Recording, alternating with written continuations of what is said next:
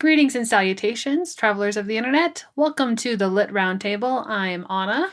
And I'm Joseph, and we will be your wise or not so wise mentors for today's audio adventure into all things storytelling. Hello.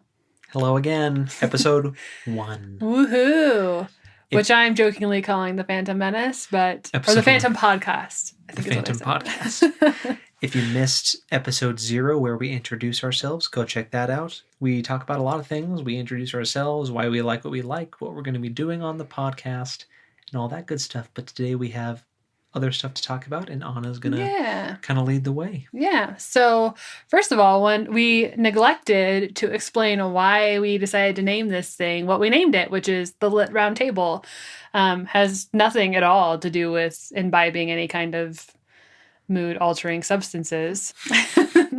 But we wanted something that referenced storytelling in general, which literature is a pretty broad term for storytelling. And we also obviously have a very strong bent towards fantasy, which has a lot of roots in Arthurian legend. So I liked the idea of having something that referenced that.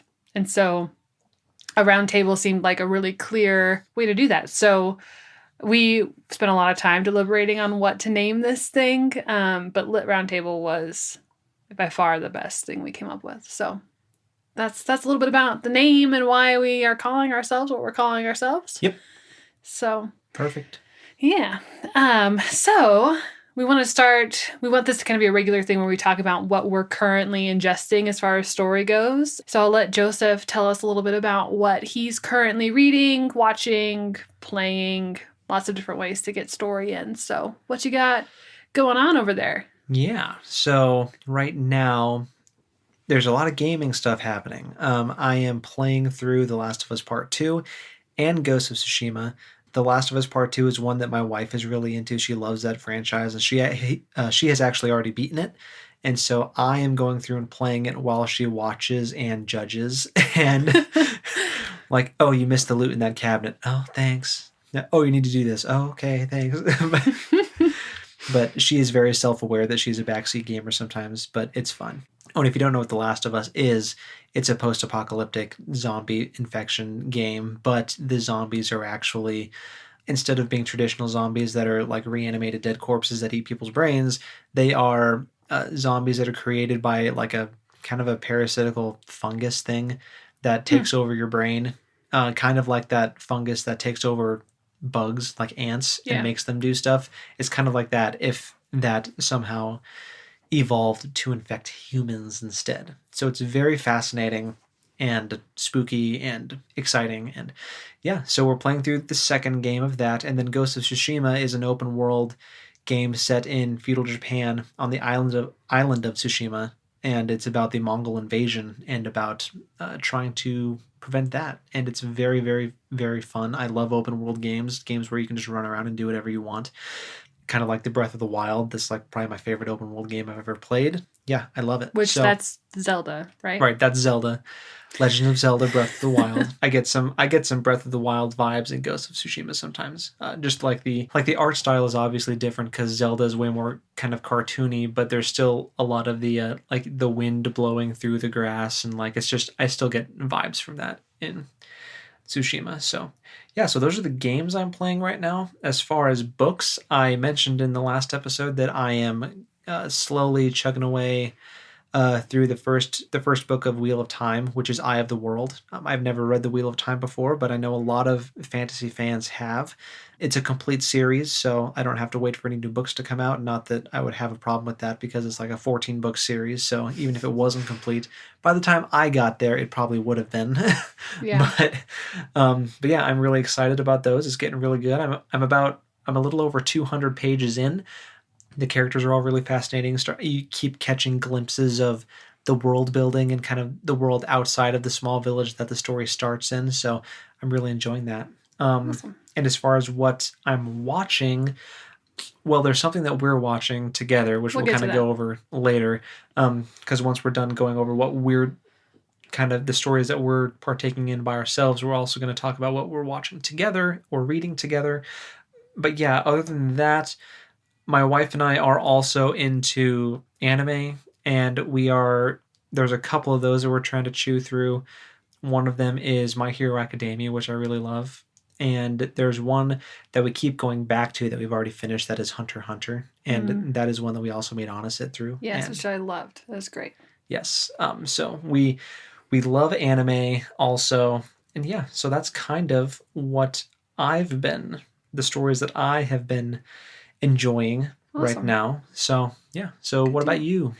Well, I'm kind of in a weird in-between phase right now because I just finished a couple of things that I was enjoying. So I am I listen to a lot of audiobooks when I'm like doing chores around the house or mowing. So right now I'm listening to The Maid's War by Jeff Wheeler, which is a shorter novel by him in the King Fountain series, and I've read all the other, or I guess listened to all the other books in that series. So this is kind of the last one. So far, so good. It's not in the same like story stream as the other ones. It's kind of set apart, so I'm not as familiar with the characters in it. But it's providing some interesting backstory into the other books, which is fun. And let's see. I am like in between reading books right now, so I don't feel like I guess I'm reading the Silmarillion always kind of in the background. I am someone who reads multiple books at a time, which drives Joseph crazy. I can't do it. I can't. I need to just one at a time for books anyway. I can do that with games and like TV shows, but books require so much more of your like undivided attention. Yeah. Unless it's an audiobook, but even then, you still have to focus on what you're hearing. Right. So I can only do one at a time. Yeah. So I've got the Silmarillion going in the background right now, and I'm actually reading that one. But my plan is to start reading Daughter of the Pirate King, but I may change my mind because I haven't actually started yet. I don't really play games like Joseph does, so I don't have any like video games to update you on. And the games I do like to play are like Lego Star Wars. So even if I was playing. And I'll point out, I know that I'm behind on, like, I should probably be done playing both of those games already based on when they came out, but, life is crazy, so sue me. Yeah, I mean, you can do games whenever you want, so. Right. That's why pause screens exist. Yes, exactly. As far as, like, TV shows go, I'm also kind of in between TV shows right now. So this is a great time for me to be telling you what I'm ingesting. But I did just finish The Last Kingdom, or the last season of The Last Kingdom, which I thoroughly enjoyed. And I am watching the Attack of the Clone Wars series. You mean the Clone Wars series? Yes. Attack of the Clones is the episode. Too many S's. Yes. Episode 2. Yeah, the animated Clone Wars series.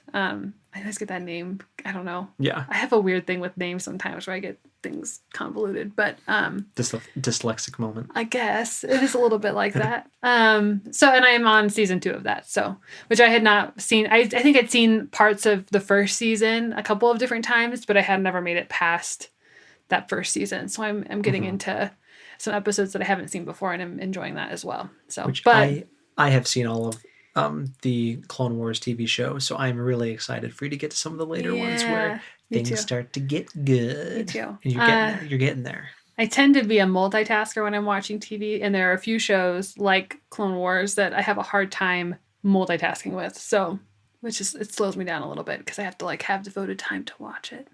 Whereas like other things that I've seen before, I can work on other sewing projects or whatever. Sure. While I'm doing that. So, but it's good. I'm enjoying it. I think that's all I've got which is not very much. I just realized, man, shame I'm in on a you. weird, I know it's weird when I get to a point where I'm like in between in multiple mediums, because then I'm like in like a weird story void that's unintentional, but just kind of happens sometimes. So that kind of leads us into what we're watching and reading together, because one of my big story intakes right now is something that Joseph and I and his wife are doing every Friday, which is watching Avatar: The Last Airbender. Avatar. Yes. Woo! This is my first time watching it. Joseph has seen it before. I think both of you have seen it before. Hope and I have both seen it before, but now that it's back on Netflix again, I know it's gotten way more popular again. It kind of had a lull there, but now it's kind of exploded. So yeah. Avatar, it's been really fun watching it and getting to see your reactions as someone who's never seen it before. It's hard. I'm someone who like is a binge watcher. When I do get into something, I typically like. Yeah, you chew through them pretty quick. I do. So this is really testing my like patience. Because with my wife's work schedule, she has to go to bed earlier, so we can only usually get through like 3, maybe 4 episodes a Friday. Yes. So yeah, it's been a test in patience. At least you're not only having to do like 1 episode a week, like when things air. So right, exactly. So, but it is. I'm really enjoying it. It's very fun. It's cool to see the characters grow and change. But we'll talk more about Avatar after we finish it. We'll probably have a whole episode devoted to unpacking it. And we are, I think, approaching the end of book 2. And then it'll just be book 3, the final part. And then we'll see about having its own devoted podcast episode where we really dive deep into that sucker, because there's so much to talk about. Yeah. We are also planning on eventually, probably sooner than later, reading something at the same time so we can discuss that as well. I think we're going to let Joseph pick the first one. And I know what it's going to be. What's it going to be, bud? It's going to be The Lies of Locke Lamora, which is a book that I know a lot of people that like adult fantasy have read and enjoyed. I know that its the main thing that people like about it is like the character interaction between 2 of the main characters. I think there's like a really strong friendship there that people really have enjoyed reading. I think that's the impression I've gotten. If I'm wrong, we'll find out when we read it. But yeah, I think that's what a lot of people love it for, because of the fun things that it does with the characters and how they behave, and it's apparently well written in that regard. So awesome. Yeah, it'll be really cool. I'm excited about it. I already own my copy, so Anna's just got to order hers, and then yeah. You guys don't know this, but I have a large book collection. Yeah. So I guess I'll just get to add one more. I'll have to find a spot in my bookshelves for it, but it's all good. It is all good. It's a good problem to have. My bookshelves have way more space than yours for potential additions, but yours are pretty plumb full as they are. They really are. I have a book collecting problem. Yes, but that's and okay. I have not read many of them. But this will be a good motivation to get through some of those. Mm-hmm. All right, are you ready? Yeah. We're going to dive into something new. I mean, this is all new. All of it is, because we've never done this before. But we're going to rank our, like, the different modes of storytelling. Mm-hmm. How we prefer to ingest and partake in storytelling, whether that's movies, video games, TV shows, books, even theater. How we most enjoy having a story told to us, and then we're also going to talk about how we would most enjoy telling a story. Yes. So we'll start with how we like participate in stories that we are not creating first. And I'll let Joseph go through his ranking first. So the things we're ranking are books, movies, TV, video games, theater, and RPGs, or role-playing games. Yes.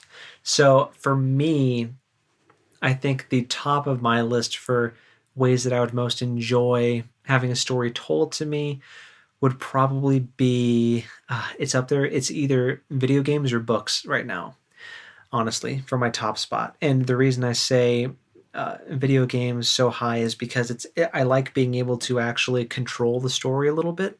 And there's just so much creativity that you can do with the characters, and it's just, I love being able to have a stake in the game. Like especially if it's like an open world RPG where you can, with a video game anyway, where you can design the character yourself. It's like, then I actually get really attached to the character because I kind of created them. And then, yeah, it's really fun getting to do all the fighting and actually getting to partake in the storytelling yourself.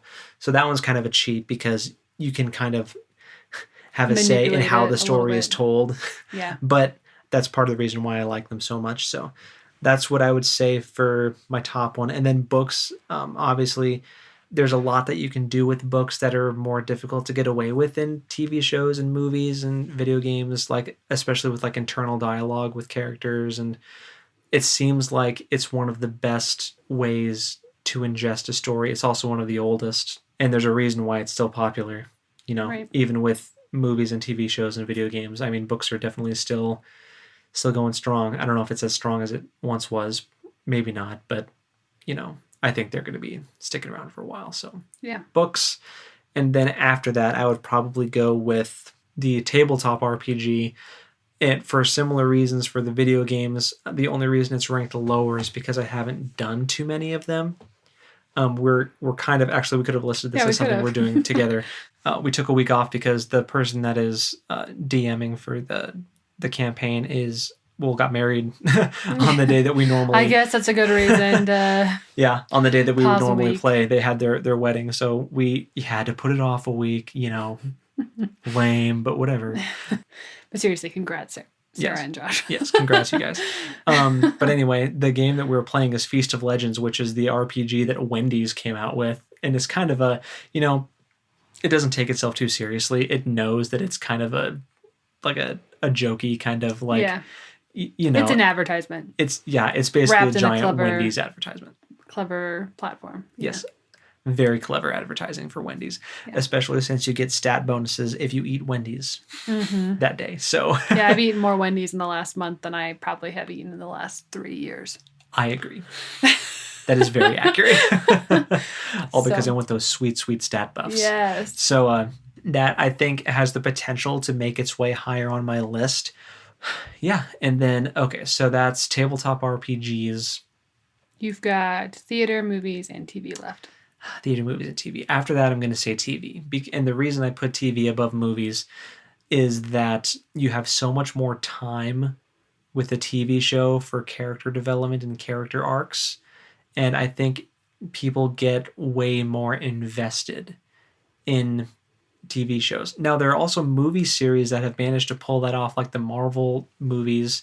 Even though it's not a TV series, people still get really invested in the characters because there are so many movies that it's practically, they're just like, it's like almost like a long format TV show. It's pretty crazy. They also have TV shows. And they have TV shows. Yeah. You're right. So that is one that's kind of an outlier that I don't really count. But other than that, I feel like TV shows have a much better way of really getting you invested in characters and the plot. If it's done well, there's some TV shows where it's like, this TV show should have ended 5 seasons ago, but here we are. Yeah. If like Breaking Bad's a good example of people that knew the structure of their story going into it, and they knew they were ending it after that many seasons. Right. Agreed. And that's a good way to do it, because then you're not, the TV shows where it's obvious that they didn't know whether or not they were getting renewed. Oh, it could have ended there, but I guess it didn't. Yeah. Stargate. Yeah, Stargate. Castle. Remember Castle? Yes. I love Nathan Fillion, but that show should have ended way sooner than it did. Yeah. So TV shows, and then I'll put movies, which is interesting because in the last one, the Lord of the Rings movies are some of my favorite pieces of media of all time. And that being said, the rankings of this list are in no way definitive.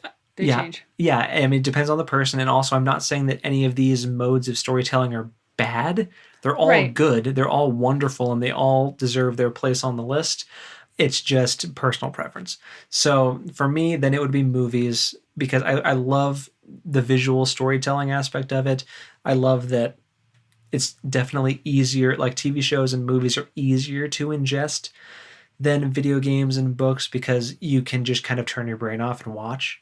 Mm-hmm. Not really turn your brain off, but it's less focus for me anyway.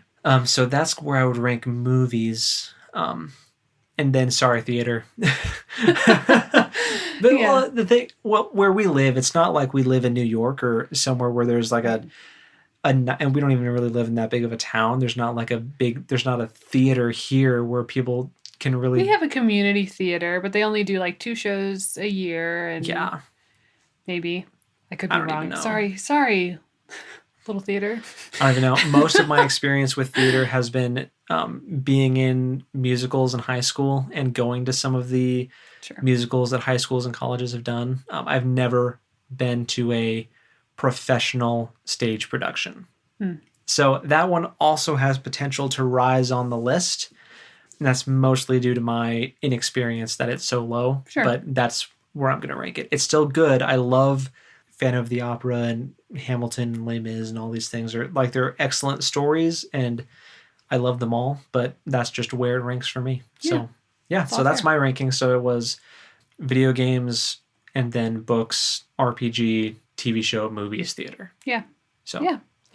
Your turn. Mine's a little different. I'm sure it is. So number 1 for me is books, obviously, because that's my meat and potatoes way of intaking story, whether it's listening to stories on like audiobooks or reading them. That's been pretty consistent for me. Even when I'm in seasons where I'm not reading a whole lot, it's still my favorite way to take in story. Just, life happens. And sometimes it's easier to make time for that or not. So, so books is definitely my number one. And then that's pretty quickly followed by TV probably, just because I also, like you, like the long format of that, where they have more room to develop characters and storylines. And like we've talked about a little bit earlier this episode, I tend to binge TV shows. So yeah, you do. when I have the time, I will bust through a TV show pretty quickly. I don't know why Clone Wars is taking me so much longer. I don't know if it's because it's animated that I like if I just get like burnt out on watching something that's animated. It's also, it's also a kid's show. I will say this, for the Clone Wars in the beginning, it does start pretty slow, and it's obvious that it's a kid's show in the beginning. Yeah. Eventually, it kind of ages with its audience in that it starts getting kind of more kind of like Avatar: Last Airbender. Okay. And like the same that network, one also starts pretty innocent. Was it the same network? No. Clone Wars wasn't on Nickelodeon. No, Clone Wars was Cartoon Network. It was Cartoon Network. Then it moved on to Disney XD probably once Disney bought it, I think. Or maybe I'm wrong. I know Rebels was on Disney XD. Yeah. But yeah, Clone Wars definitely starts slow, and I'm not surprised that it's taking you a while in the beginning to get into it. Right. So once it really ramps up and they start really figuring out what they're doing, I think you'll be able to bulldoze through it pretty quick. Yeah. But in general, I do bust through TV shows pretty quickly. Have low self-control levels when it comes to ingesting story. So it's the same with books. Like sometimes it'll take me a while to get into a book, but then once I hit that point in the story where it's like, oh my gosh, this is so good, that I can't put it down. Right. So very similar that way. And then after TV, I'd probably put movies, just because some of my favorite stories are movies, like thinking of The Princess Bride, which is also a book. Oh my gosh. I should make you read that. What Princess a trip. Bride. Yes. Like I love The Princess Bride and I love the Lord of the Rings movies, obviously. And there's a lot of movies that I just absolutely adore. Like Ever After. Oh, yeah. Oh my gosh, so good. So it's got to be pretty high up there, even though I don't gravitate towards movies now like I used to, just because TV is so much more movie-like now than it used to be. Mm-hmm. The production value for TV shows has significantly definitely gone up. Yeah. Yep. Following movies, probably theater. I don't participate in theater a whole lot as far as like acting in it. I don't think I've ever acted in any kind of thing outside of like church productions as a 5-year-old. I was a sheep. So like for the manger scene, like yeah. Nice. I think I've been a shepherd. Yeah. So I mean, outside of that, I haven't done any acting. It's not my wheelhouse, generally speaking. But like in high school, I went to like every theater production at least once, if not twice, and I went to all of my college's theater productions and I've done a couple assistant directing things when asked. So, and really enjoy that. And I have seen, like I saw Les Mis in London when I was in Europe, and also saw The Nutcracker in London. So have had some professional theater experiences that were like phenomenal and could not recommend enough that people, if given the opportunity, take it, because it is truly beautiful to witness. And then, but obviously like around here, it's harder to get that professional theater experience. Yeah, we'd have to drive a ways. We would. I mean, I think there are some opportunities in like some bigger Midwest cities, but they're still like off-Broadway productions. They're not like, which they're still professional. Like if we drove to Chicago. Right. Or Denver even. Right. Yeah. Which those are still professional shows. It's just not quite the same. Sure. So after theaters, probably video games. Because when I do play video games, I enjoy it. I just don't have a console.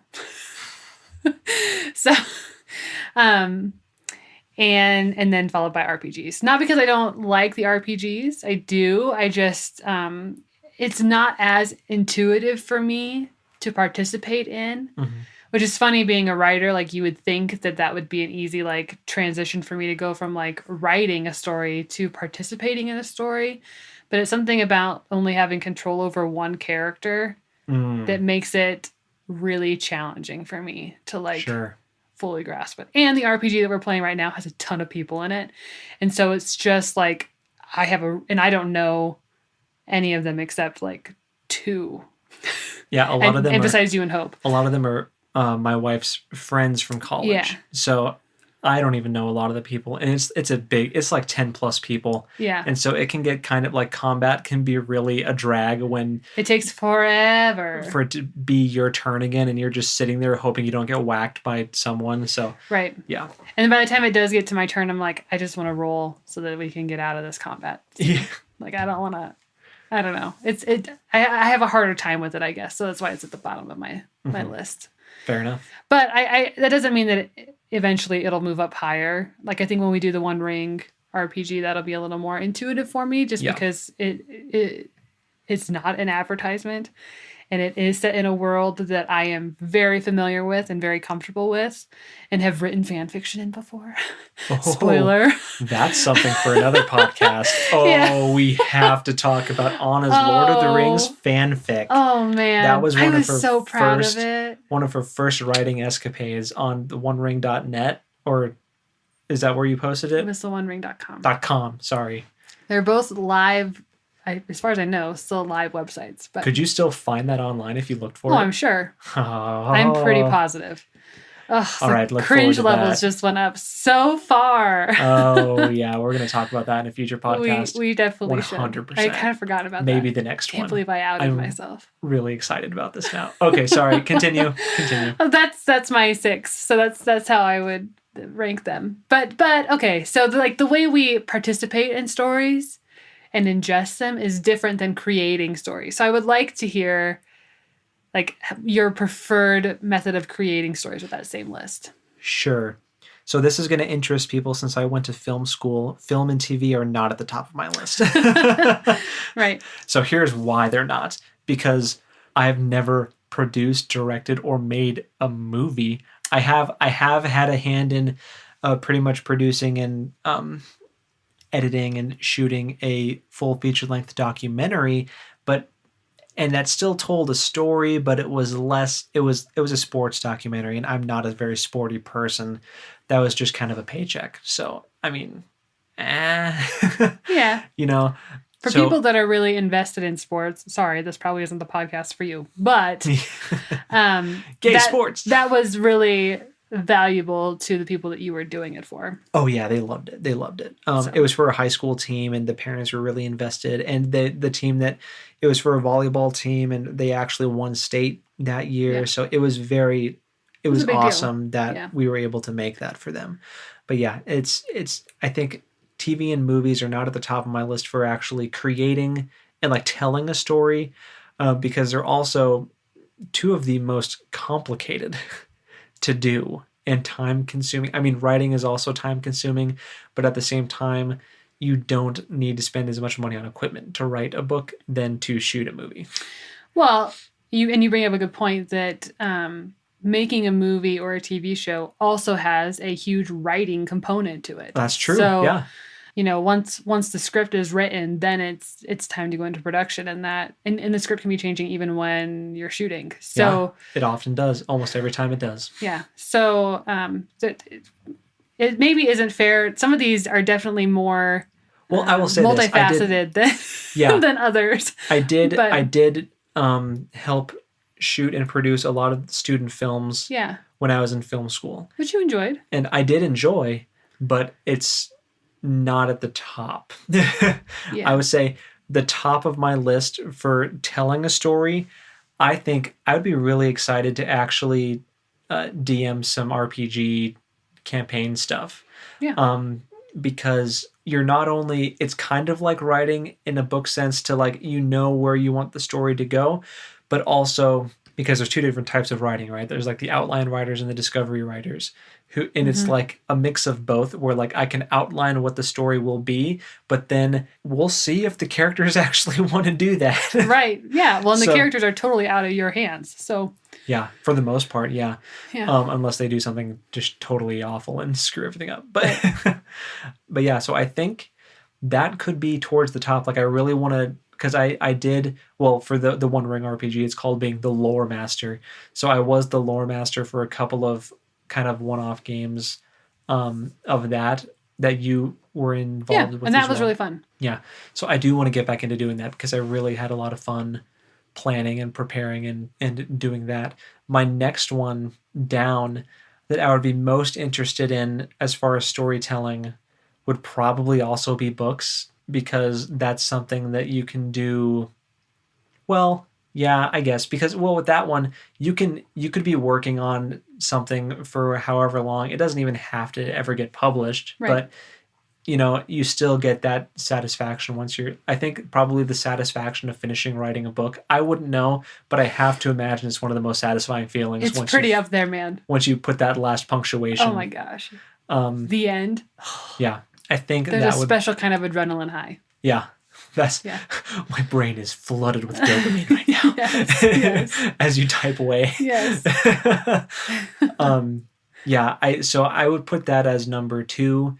And I've written before like script stuff. I've never written something in like a novel format. I did have a brief stint in like middle school and early high school where again I was trying to be like big sis, and you remember this. I was like maybe kind of trying to write something, and you read like the first Did I? like the prologue chapter. Oh. It was not good, but well, neither was my fan fiction. But we'll see. I think we're gonna have to like read some stuff out loud from that. You can't. I just turned the whitest white I've ever been in my life. Anyway, so I mean, maybe someday I'll write something. I would encourage you to do that. Like, cause I'm always having because everyone's a critic whenever they watch something or read something. yeah. They're like, oh, I wish that this happened or this happened. But when it's your own story, you can make that happen. So that's always fascinating to me. So probably okay. So RPGs followed by writing novel style or even short stories. After that, I think it would be probably TV shows and movies. Actually, I'd do movies than TV shows because movies are less of a commitment. And like if I was going to produce something, I would want it to be a movie, not a TV show, which is funny because I prefer TV shows over movies. I get it though. But yeah. You have a complete story arc in a movie, whereas in a TV show you have to have a running story arc that potentially could just keep going. Yeah. Grey's Anatomy has had how many seasons? 15 something seasons? Like I don't know, man. Grey's Anatomy. I'm just saying that there are TV shows that have been on the air for a long time and are still. Is that show still going on? Yeah. Holy crap. Yeah. Grey's Anatomy is and still Supernatural is just going into their last season, I think.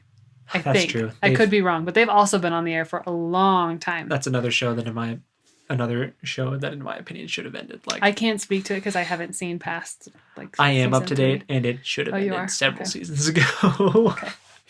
Okay. But anyway, that's probably another podcast. Yeah. But anyway, where was I? Oh, movies and TV. TV shows. So yeah, I would pick movies and then TV shows.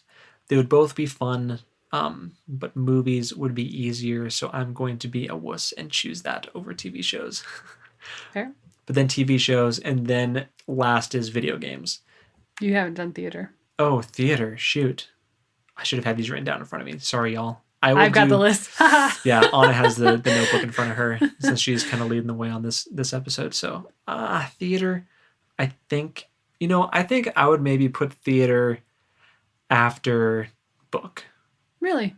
Yeah, because I've done that in high school. I was in the musical stuff, and some of my really fond memories from high school are waiting backstage to come on and hanging out with cast and crew members. But I've got good memories of that from film school too, with the student film stuff. So, those are hard. Like those three, the movies, TV show, and theater ones are so, because they're kind of similar format where they're both things that are performed for a large audience, performed, and not like with a book, you just kind of sit and you read it and you know. You can also sit and read a script. You don't have to perform a script. That's true. Like Shakespeare, English class, we had to read Julius Caesar and Romeo and Juliet and all that. It's definitely better to watch it, but you do not have to watch it. Oh, theater. I think I will go with my gut instinct and put theater because, again, there's just a lot that one would also be easier to pull off than the movie and TV show one, in my mind. Again, this is my opinion, and if I'm wrong, just roast me in the comments. I don't care. It's just your opinion. Let us know what your lists are. Yes, please. Actually, that would be really fascinating. Yeah, because I'm curious to see what other people think. So yeah, and then for last, it's going to have to be video games because that is an area that, I'm not a programmer. I don't do any kind of coding or anything. I know that there's a ton of work that goes into making a video game. And that one's also probably one of the most artistic because visually, because you're not only figuring out what this character looks like in concept, you also then have to execute and like create this person from the ground up, unless you're like basing it off of a real life actor, which has become more common in video games. A lot of video games actually have actors that do the motion capture for a lot of stuff. Didn't know that. Like Death Stranding. I think Conan O'Brien has a cameo in that game as a character, and Norman Reedus as well as the main character who is Daryl in The Walking Dead. Okay. And that character model is based on him, so that's becoming more of a thing where real life actors will become character models for video games, which is really interesting to me. But even with that, when you're building something digitally from the ground up, that is so much work.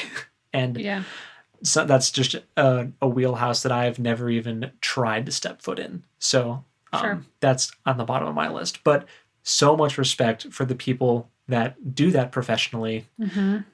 For people that do any of these things professionally, really. For sure. So yeah. So that's my list. Yeah. Mine's pretty similar to yours. Okay. So my number one is books and writing, just because that is currently my main way of creating. For a lot of the reasons that you listed, you have a lot of freedom when you're writing a book. You're not like, you're constrained by physics, but you're not like trying to figure out, well, how would we logistically actually make that translate onto a screen? So you can have people have cool superpowers or things like that. Yeah. So book writing is my number one forever and always. Sure. That probably won't ever change. Understandable. No, if that ever did change, I'd be like, who are you and what have you done with my sister?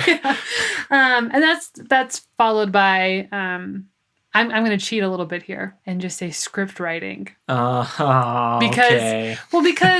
honestly, in all three movies, TV shows, video games, the part of it that I would be involved in would be the script writing. And theater. Right. Did I not say that? Oh. Movie, TV, I don't think video. so. Maybe I don't know what I said. Roll back the tape. Yeah. No, the part of those types of creation that I would participate in is the script writing. I wouldn't, it's just that's what would come most naturally to me. So they're all very similar in that way. But then I suppose I should like break them out. It's kind of the point. I know, but if an opportunity arose for me to work on a script in any of those, and it was a project that I was really interested in and invested in, like if anyone ever asked me to write anything Star Wars related, I would be so down. I would figure it out. Wow, talk about... just saying. That's interesting to me because Star Wars fans are some of the most intense intense they're and rabid sometimes toxic and they're people. awful, but I just love that world so much. And it has been such a huge part of like my journey. Like they just announced, I forget when they had announced it, but that they were going to be doing some Star Wars books that were actually canon. And I feel like they were supposed to have released by now, but I think that COVID delayed things quite a bit. Yeah, but I'm really excited for that. Yeah, me too. But, if someone were to be like, hey, you want to work on this Star Wars project in the writer's room, I'd be like, I have very limited knowledge in screenwriting, even though I did take a course in it. in grad school, but I will figure it out, man. Because how the heck do you turn down an offer to work on Star Wars? Yeah. If the Star Wars people come to you, you say yes. That's just like, yeah. And then if it fails, they can fire you. But at least you can say that you at one point worked on a Star Wars project to some capacity. Yes. But I guess I would probably pick TV because I like that long format. And then movies and theater, I feel like, are kind of the same as far as script writing goes. They have a complete arc. They're very similar that way. Yeah. So those are probably tied for whatever position. And then RPGs. I don't have a huge desire to be a DM or lore master for any kind of role-playing game. Yeah. I don't know. I'd probably enjoy it if I got into it, but it's not on my... Because like you said before, at that point, you're not in control of the characters. Yes. And control issues over here. Yes. Quite. Yes. I do have control issues. Story of my life. And then video games are the bottom for me for the same reason that it's the bottom for you. Like I have no skill set at all that would give me any business ever to work on any video game. That would be, if someone offered that to me, I would say, I'm sorry, I am not your person. There's somebody else out there who is way more qualified than I am. So I am not going to take that job from that person. And that won't ever change probably. Mm-hmm. So this list for me is a little more definitive than the other list and like how I ingest story. Like my mode of creating is pretty established at this point in my life. Yeah. So I've been writing for a long time. Books, short stories I really struggle with. That short format does not come naturally to me, and I think a big part of that is that I cut my teeth on epic fantasy. Yeah. Like that was the first like real story that I took in, and I would even say, and some Star Wars fans would not agree with me on this, but I would say that Star Wars in its essence is also an epic fantasy because it spans so much time and so much space and has so many characters that you can get caught up in. It is very epic in scope. Yeah. Even though it's not a traditional fantasy and that it's not set in like Western European type world. Yeah. Sure. But it is very epic fantasy in the way it handles the story that it's telling. So, you know, those being my two big main franchises that I grew up with and fell in love with and invested a ton of time into, has significantly shaped who I am as a creator. So writing is very similar that way for me in that I like the big projects that I can like sink my teeth into and we can really talk about the history of like why certain things are happening and what's motivating these characters from their history to behave the way that they're behaving. So I think it's funny that our lists are also very like yours is very focused. Like you know exactly what you're good at. And that's writing. Mine, I feel, is a little more all over the place. Well, that's okay, though. But I think me with the RPGs at top, followed by books, the reason those are at the top for me is because those are the two things that are most likely to happen in real life.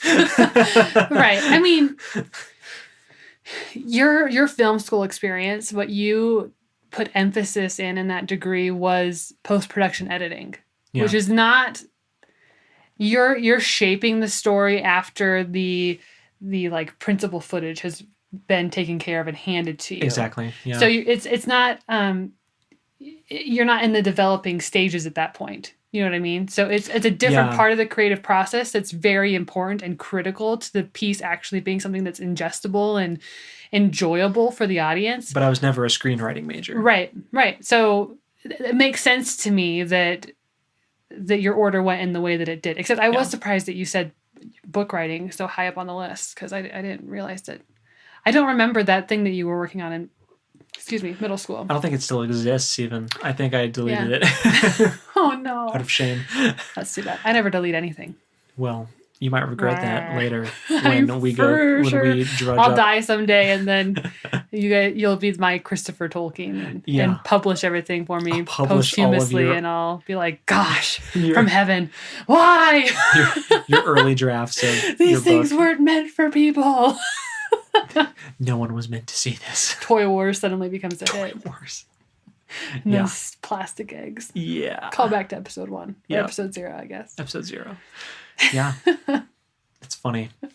Yeah, so there's our list of, how we like to have stories told to us and how we would like to tell stories. So yeah. I was going to follow that up with, like, if that is the way that we listed them, if that was true to real life. Like, when we listed books, well, for me it was books, TV. I don't remember how I listed it the first time around. Anyway. Yeah, should have wrote them down. I should have. Fail. Writing fail. Yeah. Like as far as like how that compares to how we actually ingest story in real life. And for me, oh right, the way I ranked them is not necessarily reflected, because I would say that I definitely spend more time just binging TV shows because it's easier. Yes. You probably binge video games more than you read an actual book. Yeah, I think a lot of that is also because, we like shiny things and we like looking at pretty pictures. Yes. And video games and TV shows fill those requirements, and books not so much unless the cover art is just that enticing, but right. You're not looking at the cover while you're reading. Right. So, and theater drops to the bottom of the list for both of us automatically, because we haven't been to a theater production in ages, either of us. So. Yeah, I've never been to a professional one, so I feel like that one is... It's been a long time for me since I have gotten the opportunity to do that. Mm-hmm. But yeah, for me, definitely, my list of how I prefer to have stories told to me compared to like how it actually goes in real life is definitely different. Like you said, I definitely play a lot of video games and watch a lot of TV. I need to read more. I'm working on it. You are. I am getting better at reading more consistently, and I think I need to be better at not stopping and letting that just, because I'll read really good for like a week or two, and then I'll end up stopping and taking a break, and then I'll have to really, really try to pick it back up again. So I need to get better at that. Yeah, I get that. Mine's definitely like TV, and then books, and then probably the RPG, honestly, and then movies, and then I'm gonna say theater, and then video games. They're tied for bottom. Because I don't really. You don't own a video game console, and you don't. You have Minecraft on your computer, but I don't play it because it doesn't work on my computer right now. So no, I get it. So let us know if you're listening. Let us know how you would rank all those things. How you prefer to have a story told to you. How you would prefer to tell a story if given the opportunity. Let us know. I'm curious. Yeah, it'd be cool to see what the response is. Yeah. But so I guess this is the end of episode 1, the Phantom Podcast. Go read or watch something cool. Yeah, and we will talk at you next time, I suppose. Woohoo.